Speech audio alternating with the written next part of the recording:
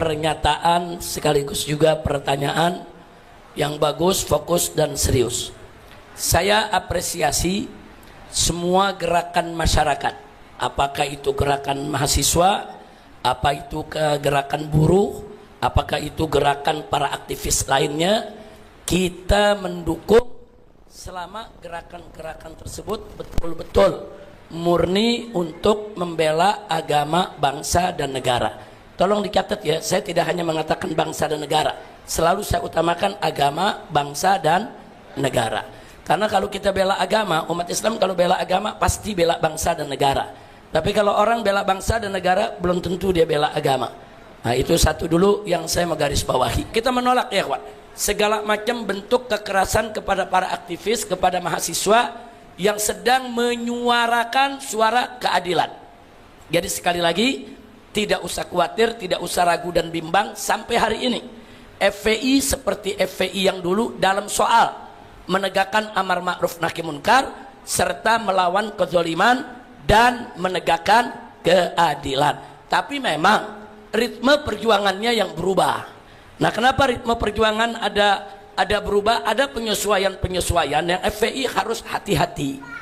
Pengalaman FPI dari tahun 98 sampai tahun 2020 FPI dibubarkan, kita ini punya pengalaman, udah segudang pengalaman, di mana kita pernah berjuang sendirian, tanpa ada yang bantu kanan kiri, jangankan gerakan kiri, gerakan apapun, sesama ormas Islam pun dulu menjauh.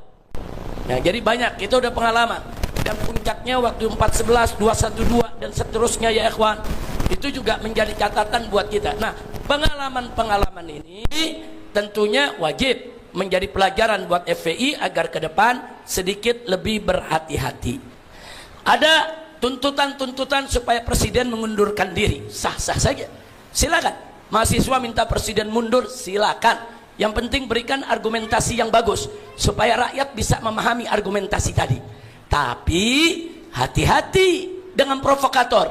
Saya lihat sekarang ada pimpinan lembaga survei yang kemarin jadi termo, saudara, yang kemarin bela presiden yang lalu rezimnya habis-habisan, jual angka, jual survei, tahu-tahu sekarang teriak-teriak mau kudeta. Siapa dia?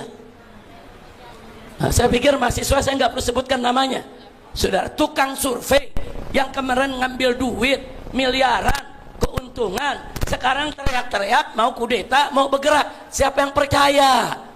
Terus FPI disuruh percaya media, sampai budak gua nggak percaya. Kira-kira jelas gak? Ada lagi, satu lagi saudara, penipu, pernah masuk penjara dengan pasal penipuan, saudara. Kemarin saudara itu menjadi buzzernya Jokowi, wah habis-habisan dan anti betul dengan gerakan Islam. Ternyata sekarang juga bikin pernyataan, saudara, ayo kita gulingkan, yaitu Presiden Prabowo. Ayo kita kudeta ini kepemimpinan. Siapa dia? Dia tukang tipu, di penjaranya gara-gara nipu. Wah, sekarang mengajak rakyat untuk revolusi. Siapa yang percaya? Saya pikir jelas ya. Jadi tolong mahasiswa yang begini jangan dijadikan oratornya, jangan diundang yang begini-begini dalam gerakan, bahaya. Saya sebut mereka bukan orator, provokator. Yang satu tukang survei, yang kemarin jual beli survei, ngambil keuntungan, menipu gerakan Islam. Yang kedua penipu, silakan buka, pernah masuk penjara dengan pasal penipuan.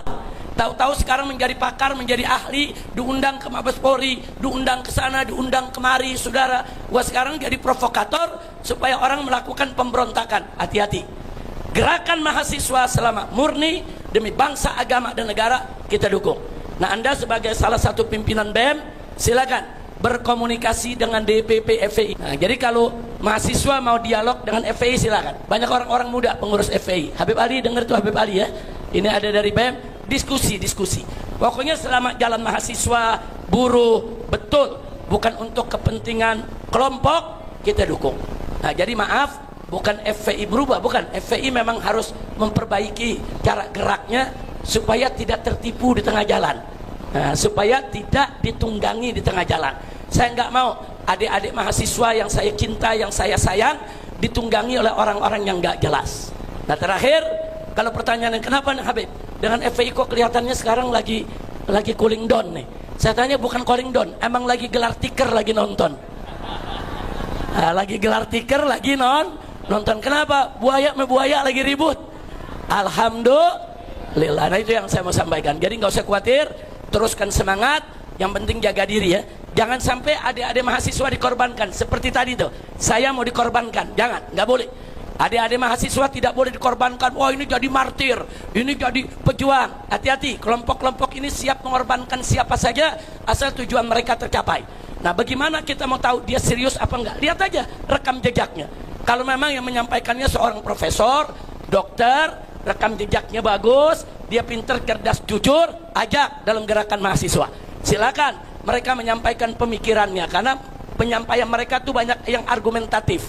Saya rasa jelas ya. Tapi kalau rekam jejaknya, wah ini termul, oh ini piaraan Jokowi, oh ini dulu memang nyari duit, oh ini memang pengkhianat, oh ini pernah dipenjara karena pasal penipuan, jangan diajak, jangan mereka dikasih panggung.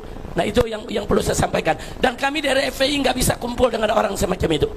Walaupun mungkin ada agenda yang sama, tapi kami akan punya jalan yang berbeda. Kami tidak mau kumpul dengan orang-orang yang punya kepentingan golongan atau pihak tertentu. Saya rasa jelas.